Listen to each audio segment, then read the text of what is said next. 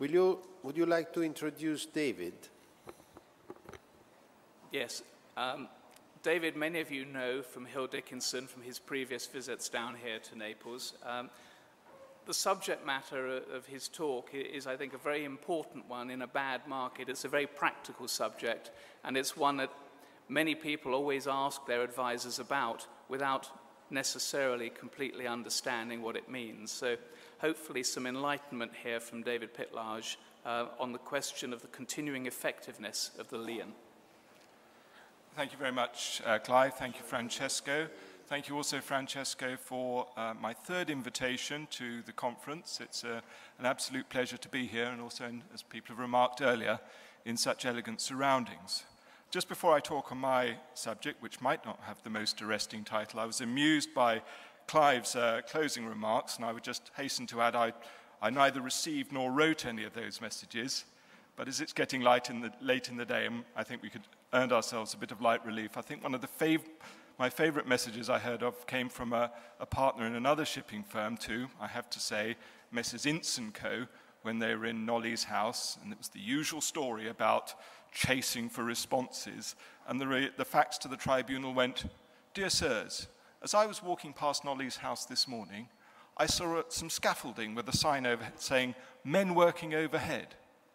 If there is any truth in this sign, can Ince & Co. please respond to our letters of the 24th, 28th, and 31st? Anyway, that's an apologetic remark in some ways, because this is not, as I say, the most arresting title. And as I stand between you, one more talk and the drinks, then I think I probably have to sell it to you in some ways.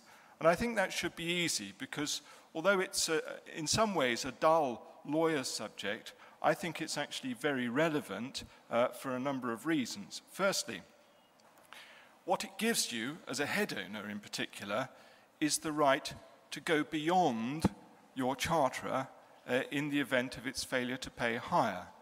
Now, speaking to operators and owners, I think it's fair to say that one of the biggest problems we face or that owners have faced, is not necessarily their own liquidity, at least to start off with, but what seemed like good charter cover for long period charterers with seemingly bankable head charterers going under.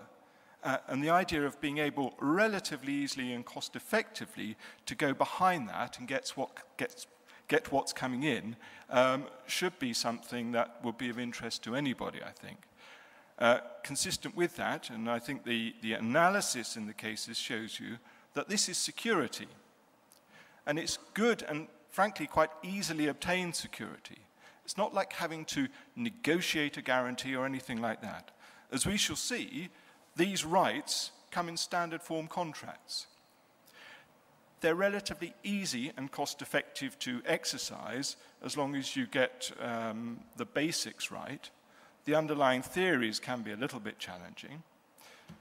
A further reason for looking at it now is that perhaps unsurprisingly in the current crisis, some of the old assumptions and the old principles of the cases have come before the English courts in the last couple of years. A further way in which I'd sell it to you is that you get a variety of targets. Again, as we shall see, as the owner, you can not only leapfrog and see the sub-charterer and call for those payments, sub-freight certainly, sub-hire perhaps. There is a chain, and you might get that. A related issue, that's the related issue in the title, is that you can probably also get bill of lading freight, and we shall see how the courts dealt with that very quickly. And again, the way of optimizing your chances to make these recoveries, which you've got quite easily, are, as I say, relatively straightforward. So, very quickly, where do we find this? I'll run through these. You're all familiar with this. The analysis and commentaries classically take the NYP 1946, Foot Clause 18. And we all know that the owner shall have a lien on all sub-freights, which facilitates this chain of assignments, as we shall see, for any amounts due under the Charter. A debate about any amounts and whether that includes damages, I won't deal with that one today, if you don't mind. The terminology you use, subfreights, subhires, this has been considered recently. I don't think it's a dead issue yet. The standard forms, NYP 1946, just says subfreight. If you want more than subfreight, still you've got to do more to get it. And that would go for what I've called the other subfreight clauses. Ball time 39, gas time, liner time, intertank time, and bearcon 89, but not 2001. As the contracts have evolved, and no surprises, the more modern standard forms you see, they take away the anguish about subhires and whether subfreights include subhires. The tip, and it's an obvious one, if you're on one of the older forms, try to put in subhires, but we'll look at wordings later.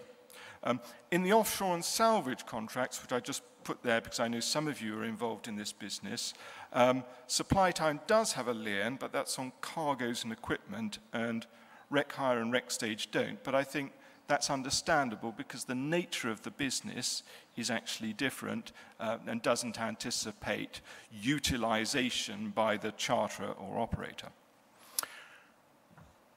If you read the cases, you'll see that there's been a lot of agony about how you classify this lien, and I'm sure you all deal with the concept of liens, and the obvious point is it cannot be a lien as such. You're talking about someone else's promise to pay your charterer at some later stage. You can't possess the money because the money hasn't been paid. It's not the creature of a possessory right by contract, like the lien on cargo, nor does it arise in English law under basic principles, unlike, say, freight, general average, and the unpaid seller's right to pursue goods, to suspend goods in transit, or even shares for that matter. Similarly, and I have Giorgio's paper on Italian insolvency law earlier on, there are suggestions that it arises due to its relationship with cargo, but it's not a maritime lien or a statutory lien. So the two theories in English law have been competing for about 20 years, and I think it's now settled, although probably only recently, that the better way to look at this is as an equitable assignment. The charterer gives to the owner rights to recover under its subcontracts. The equitable part makes it flexible. It means you have to give notice. I think this is a helpful characterization because it gives some tolerance in the notices, but I think it can present a potential trap in certain jurisdictions in England, for example, if there are registration requirements. And this was discussed by Christopher Clark in the Western Moscow case. So, subfreights, again, an issue many of you will have dealt with. Bizarrely in English law, we had two cases, the Cebu number 1 and the Cebu number 2, coming to different reasons, different views. It's been accepted recently in the bulk Chile case that subfreight does not include subhire. If you want something more than subfreight, you have to say it. Interestingly, the judge, a very respected commercial court judge, Andrew Smith, said, had it not been for the fact that the Cebu number 2 case was later in time, and therefore binding on him as a precedent, he would have held that subfreight includes subhire. I'm involved in another case which has not come to the court yet, but I think that will probably go to the Court of Appeal. Briefly, then, on the bulk Chile, as that's the most recent decision, let's just dwell on that, because that perhaps emphasizes the utility of the lien. It's very, I put this up here so you can see the chain, but it's, I accept, rather dull to go through them. The first two parties were essentially in the same camp. They were the owners. The real issue was what happens in the default of Korea lines to monies payable to Korea lines by Fayette, their time trip charterers, from Metinvest to Fayette under a voyage charter, and also Metinvest as shippers under a bill of lading. Notices were served on both Fayette and Metinvest. There was some controversy on those, but notwithstanding the fact that the Korea lines had actually registered their Korean insolvency as a foreign main proceeding, it was held that the owners could recover the bill of lading freight and the voyage charter freight.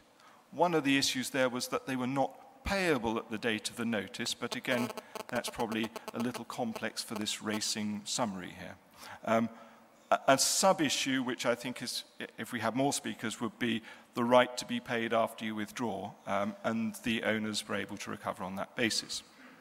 So, running through this lien, this valuable tool, which we've easily acquired, it will cover sub-freight, perhaps sub-hire, and you can look down the chain that what was payable to Fayette by Metinvest was automatically assigned because all the charters had similar Clause 18 wordings in.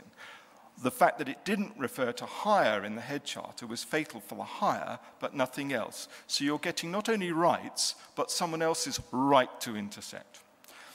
Bill of lading freight, the old decision of the Spiros Seas stands good. And again, there are certain rules on that. It's all about timely notice, but you are the owner, you're a party to the bill of lading, you can claim from the shipper. There's the bell going. I think another way in which I'll try to sell the lien as a useful tool is that the notice requirements were challenged by the party that didn't want to pay there, and we can see some tolerance. You can look at the slide there. In particular, one of the attacks was that there was no specified amount, or the amount was incorrect, but the judge held this didn't matter. And if you've ever had to spend ages and nervous moments drafting withdrawal notices, where the rigors imposed are very strict, the lien notice, I would suggest, is a more tolerant regime. Quickly now, the risk for the charterer, once he receives this notice, is that if he pays to the subcharterer pays to the charterer, after receiving the notice, he might well have to pay again. I mentioned earlier on potential traps, and like all of these things, what you have to do is to think in advance. A challenge is the language of the clause, that's the sub-freight, sub-hire point. Registration under English law, if we say this is an assignment, then it's probably a charge on the property of the company. If it's an English law or a company with similar law to England, then under English law you have to register within 21 days. It's suggested in the commentaries on this that if a case came before an English court where the foreign company had similar law to England, the same requirements would probably be required, or observation with the same requirements would be required. So, I'm well over time now, and I'll go very quickly. Disputes, when you're determining the disputes, bear in mind that under the head charter, the dispute might be the existence of lien rights. Once you get past that, you're actually having a separate dispute under the subcharter for the assigned claim. So it might well be, unless you can find a way to court, you've condemned yourself to 2 arbitrations. We touched on insolvency with some of the earlier provisions. I would say another feature or theme here is that the cases so far on the lien have been quite resilient to the recognition of foreign insolvencies under the cross-border insolvency regulations. And the case I've given you there is Costco against Armada, following the liquidation of Armada, where the court recognized that the proper place to determine what I say the first issue, the existence of the lien, was not liquidation in Switzerland, but the London arbitration. Summary and practical tips. From an owner's point of view, think in advance. The bullet points I've given you there are taken from the BIMCO lien clause. The obvious thing is to extend freights beyond into hire, and the wording in BIMCO includes under any subcharters. Lien on bunkers, I think you might have issues if you try to enforce that, but make the clause as wide as possible.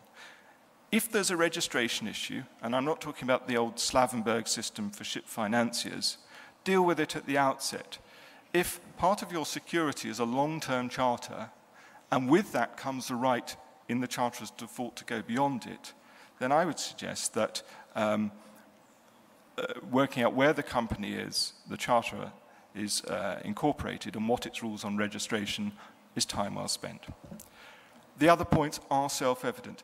The cases do turn on timely service of effective notices, both whether you're intercepting bill of lading freight, which is actually an owner's right of interception, not the lien, or the lien. Priorities are determined by the time you receive the notice. Therefore, make sure you also send it to the proper parties. If there are agents involved, make sure they're the right agents, not ship owners' agents you think are collecting freight for the charterers. There are issues on deductions, they're not for now. The forum for disputes could be challenging, pragmatic solutions in escrow. These are messy cases. If you look at it from the charterer's perspective or the innocent payer in a chain, there are some real headaches. There is, although it's essentially quite straightforward in principle to get these rights, I'm not suggesting for one moment that you're going to have an easy ride, or if you're caught in this mess, that it's not a headache. That's a long overrun. You've been very patient. Thank you very much indeed.